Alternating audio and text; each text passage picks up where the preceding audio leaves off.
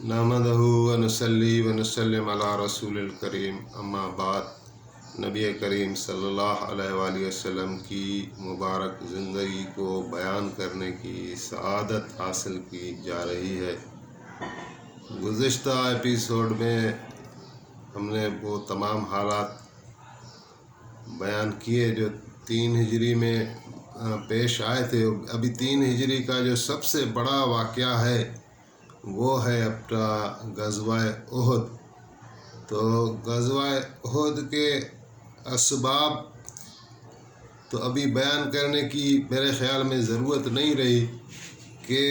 اسباب بہت واضح ہیں کہ یہ ایک سلسلہ تھا کہ عرب کا ویسے تو یہ رواج تھا کہ اگر ایک آدمی بھی کوئی ایسا قتل کر جائے تو وہ قبیلے کی ذمہ داری تھی کہ اس کا بدلہ لے۔ تو ظاہر ہے ان کے 70 کافر قتل ہوئے تھے، اور یہ سلسلہ کافی شروع سے ہے۔ نبی علیہ السلام کی انہوں نے مخالفت کی، اور آپ جب ہجرت کر رہے تھے تو بھی آپ کے قتل کرنے کا منصوبہ بنایا۔ تو ایگریشن جو تھا وہ ان کی طرف سے تھا۔ ابھی مسلمان جب جمعیت اور قوت میں آ گئے تو ابھی انہوں نے ریٹیلیٹ کرنا شروع کیا، اور ان کو کیونکہ خطرہ تھا اور یہ ضروری تھا کہ ان کی بہکنی کی جائے، تو بدر میں بھی انہوں نے نبی علیہ السلام نے ان کو پیشکش کی تھی کہ جس طرح ابھی 2 لشکر آمنے سامنے ہوئے ہیں تو بغیر جنگ کیے واپس چلے جائیں، لیکن ابو جہل نے وہ پیشکش ٹھکرا دی تھی۔ تو بہرحال ابھی اس کا خاص سبب یہ بنا کہ ابو سفیان نے ایک تجارتی قافلہ شام سے لے کر آئے، تو اس کے پاس اتنا نفع ہو گیا، مال بہت کمایا تھا، تو یہ قریش سارے جمع ہو گئے تھے، اور اس قافلے میں جتنے بھی امیر لوگ تھے ساروں کی پیسے شامل تھے۔ تو انہوں نے کہا کہ یہ مشورہ اب طے ہوا کہ اب اس میں سے جتنے پیسہ یعنی شروع میں لگایا تھا، راس المال جس کو بولتے ہیں، جو اصل مال تھا جس نے لگایا تھا، وہ سارا اپنا لے لیں، اور جو بچ گیا ہے، جو نفع ہے، اس نفع کو ہم استعمال کریں گے، اور یہ نفع بھی بہت کثیر ہے، اور اسی نفع کے اندر ہم جنگ کریں گے، تو لہٰذا مالی طور پر بھی یہ کسی پر بوجھ نہیں ہوگا، اور جبکہ نفع کے مال سے ہم جنگ لڑ سکتے ہیں، اور ایسے حالت میں بھی ہم اگر نبی علیہ السلام سے اور مسلمانوں سے بدلہ نہ لیں تو کب بدلہ لیں گے۔ تو ساروں کو ایک بہت خوشی تھی، جوش تھا، اور ابو سفیان والوں نے یہ طے کیا کہ اس مرتبہ جنگ یعنی ہم اکیلے نہیں لڑیں گے، بلکہ عرب کے آس پاس جتنے بھی قبائل ہیں وہ بھی ساتھ ملائیں گے، اور اتنا زبردست لشکر اور زبردست قوت کے ساتھ جائیں گے کہ مسلمان پھر ہمارا مقابلہ نہ کر سکیں، اور ہم جو ہے وہ جنگ جیت جائیں۔ تو اس مقصد کو پانے کے لیے انہوں نے 4 منتخب ایسے افراد منتخب کیے جن میں جوش تقریر بڑا ہو، تاکہ وہ لوگوں کو جمع کریں، قافلوں کو جمع کریں اور قبیلوں کو جمع کریں۔ تو اس میں جو 4 تھے، اس میں عمرو بن عاص تھا، اور عبداللہ بن ربیع تھا، اور ابا عزت شاعر تھا، اور چوتھا بھی کوئی تھا۔ تو ابا عزت شاعر کا جو ہے وہ پہلے قصہ گزر چکا کہ بدر کی جنگ میں یہ قیدی ہوا تھا، تو اس کے پاس اپنے آپ کو چھڑانے کے لیے رقم نہیں تھی، تو اس نے بڑے عاجزی اور یعنی منت سماجت کے ساتھ نبی علیہ السلام کو گزارش کی کہ یا رسول اللہ، میرا حال ایسا نہیں ہے کہ میں اب فدیہ دے سکوں، میرے پاس بیٹیوں کی اولاد ہے، آپ رحم و کرم فرما کر مجھے آزاد کر دیں، اور میں پیسے نہیں دے سکتا، فدیہ دینے کی پوزیشن میں نہیں ہوں۔ تو آپ علیہ السلام نے ان کو ایسے ہی احسان کر کے چھوڑا تھا، اور اس نے وعدہ کیا تھا کہ آج کے بعد آپ کے خلاف میں کوئی بات نہیں کہوں گا، کسی ایکٹیویٹی میں، کسی شعر و شاعری میں جو اسلام اور پیغمبر اسلام کے خلاف ہو، میں حصہ نہیں لوں گا۔ لیکن جب یہ وقت آیا اور سرداروں نے ان کو مجبور کیا کہ تم بھی اس میں حصہ لو، تو یہ پہلے تو کہنے لگا کہ نہیں محمد علیہ السلام کا میرے اوپر احسان ہے اور میں نہیں جا سکتا، لیکن بعد میں جب ان سرداروں نے تھوڑا ہاتھ گھمایا تو یہ بھی راضی ہو گیا، اور یہ 4 لوگ نکلے اور لشکر کو جمع کرنے کے لیے، لوگوں کو جمع کرنے کے لیے کوئی 3000 کا لشکر جو ہے وہ تیار ہو گیا۔ ابھی جو مکے کا یعنی سردار مقرر ہوا تھا وہ ابو سفیان ہوا تھا، کیونکہ باقی راستے جتنے بھی تھے ابو سفیان کے لیے صاف ہو گئے تھے۔ یعنی بنی ہاشم والے تو نبی علیہ السلام کی وجہ سے وہ بھی منظر سے ہٹ گئے، اور پھر ان کے جو خاص بندے تھے سردار ولید بن مغیرہ تھا وہ مر گیا، اور پھر ابو جہل وہ مارا گیا، عتبہ بن ربیع پھر وہ مارا گیا بدر کی جنگ میں۔ تو ابھی ابو سفیان ان کا سردار ہوا اور 3000 لشکر، بڑا لشکر اس نے اکٹھے کیا، کیونکہ ابو جہل والے اس حقیقت میں تو اس سے زیادہ اثر رکھتے تھے، لیکن انہوں نے بھی 1000 کا لشکر بدر میں وہ لا سکے تھے۔ تو ابو سفیان نے اپنی محنت سے، اپنی تقریر سے، اپنی حکمت عملی سے 3000 لشکر اکٹھے کر لیے۔ حضرت عباس وہاں رہتے تھے، حضور کے چچا تھے، مکے میں رہتے تھے، تو انہوں نے خط لکھا اور خط کو سیل کیا، اور بنی غفار قبیلے کے کسی آدمی کو ہائر کیا کہ یہ بہت تیزی کے ساتھ 3 دن کے اندر یہ خط نبی کریم صلی اللہ علیہ وآلہ وسلم کی خدمت میں پہنچنا چاہیے۔ اور خط میں یہ پورا احوال لکھا حضرت عباس نے کہ یہ اتنے زور و شور کے ساتھ تیاری کر رہے ہیں مدینے پر حملہ کرنے کی، اور ان کے افراد اتنے، ان کا سامان اتنا ہے، ان کے پلان یہ ہیں، تو سارا کچھ لکھ کر اس کے پاس بھیجا۔ وہ 3 دنوں کے اندر وہ غفاری قبیلے کا شخص حضرت عباس کا خط لے کر حضور علیہ السلام کی دربار میں حاضر ہوا، تو آپ نے وہ خط حضرت ابی بن کعب رضی اللہ تعالیٰ عنہ کو دیا۔ یہ پڑھ کر سنا ہے۔ حضرت ابی کی بھی کیا شان ہے، رسول اللہ صلی اللہ علیہ وآلہ وسلم عام طور پر خط ان سے پڑھواتے تھے اور ان سے لکھواتے تھے، اور قرآن پاک سے ان کو بہت شگفتہ، بہت یعنی دل لگا کے سنتے تھے، پڑھتے تھے، یاد کرتے تھے۔ ایک مرتبہ نبی کریم صلی اللہ علیہ وآلہ وسلم نماز پڑھا رہے اور حضرت ابی اور دوسرے صحابہ پیچھے کھڑے ہیں، تو آپ نے ایک پڑھتے قرآن پاک کو ایک آیت آپ چھوڑ گئے، تو حضرت ابی نے لقمہ دے دیا، پیچھے سے وہ آیت پڑھی، تو نبی علیہ السلام نے پھر قرآن پاک کو دوبارہ پڑھا اور وہ آیت ملا کر آپ پڑھ گئے۔ تو جب آپ نماز سے فارغ ہوئے تو صحابہ کی طرف توجہ فرمائی اور آپ نے کہا کہ کس نے مجھے لقمہ دیا تھا؟ تو حضرت ابی نے عرض کیا یا رسول اللہ میں نے دیا ہے۔ تو آپ فرمانے لگے کہ ہاں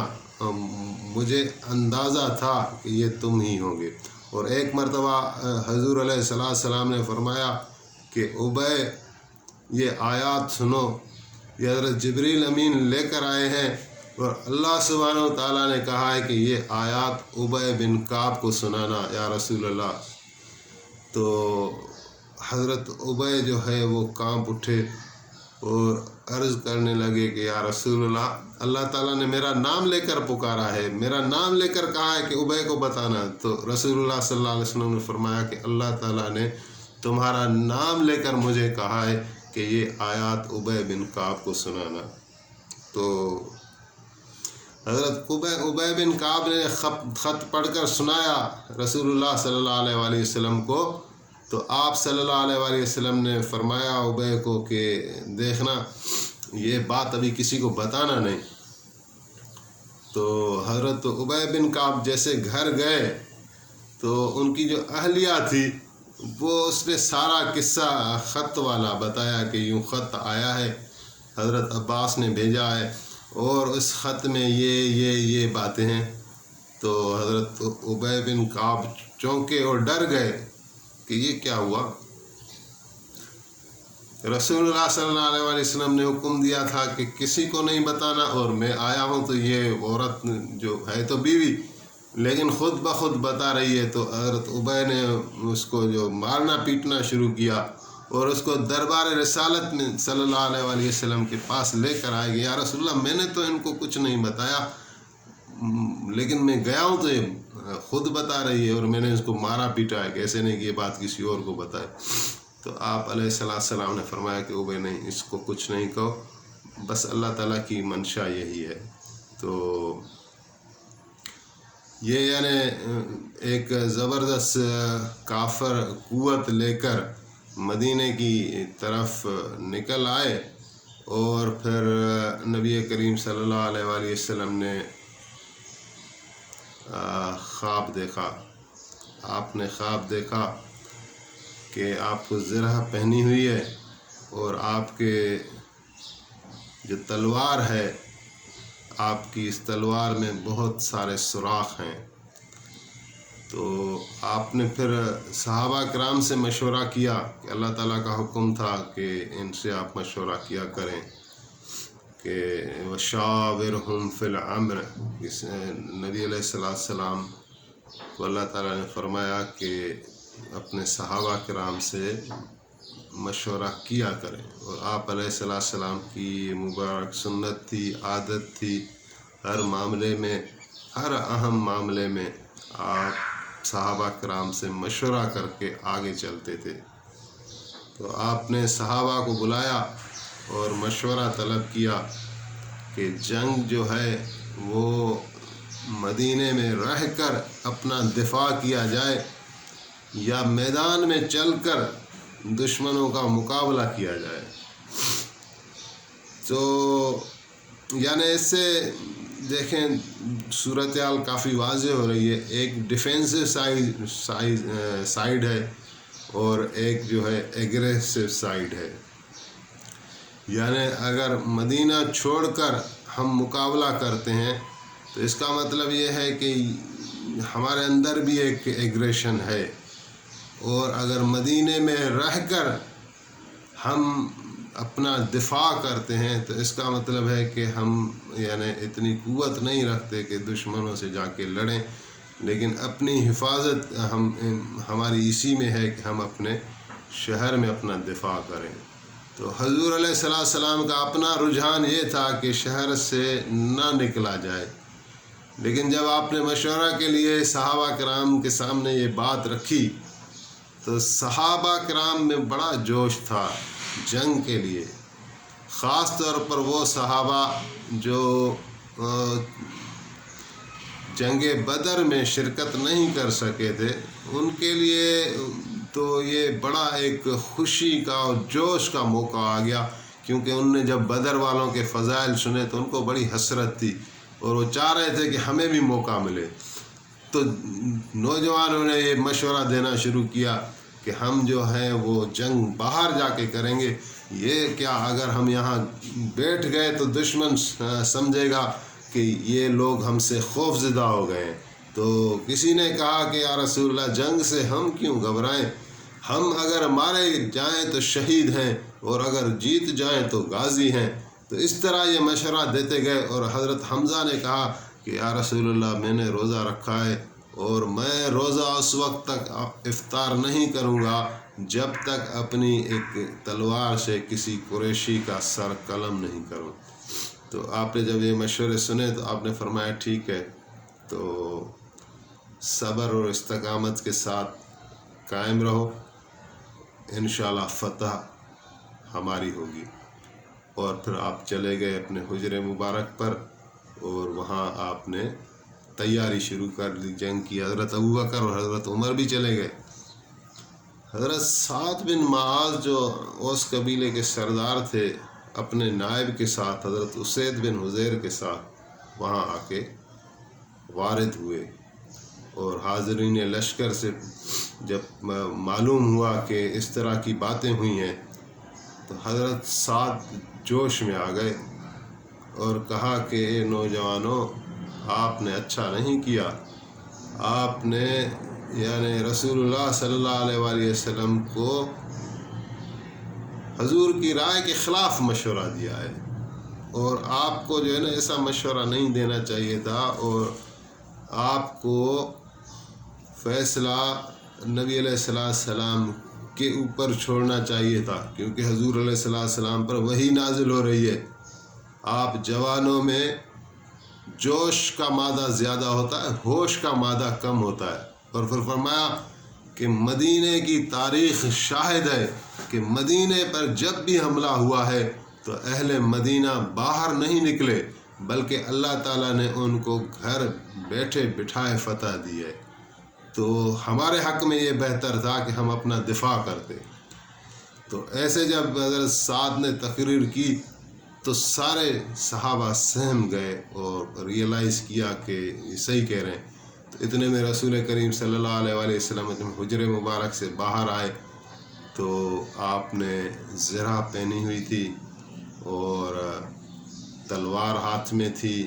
اور لوہے کا خود جو ہے وہ پہنا ہوا تھا۔ ایک سپاہی جس طرح عام ہوتا ہے اسی طرح آپ نے حلیہ مبارک بنایا ہوا تھا۔ تو صحابہ نے مل جل کر عرض کیا کہ یا رسول اللہ، ہماری کوئی ایسی رائے نہیں کہ ہم باہر نکلیں مدینے سے، جو آپ کا فیصلہ ہے، جو آپ کی رائے وہی ہماری رائے ہے۔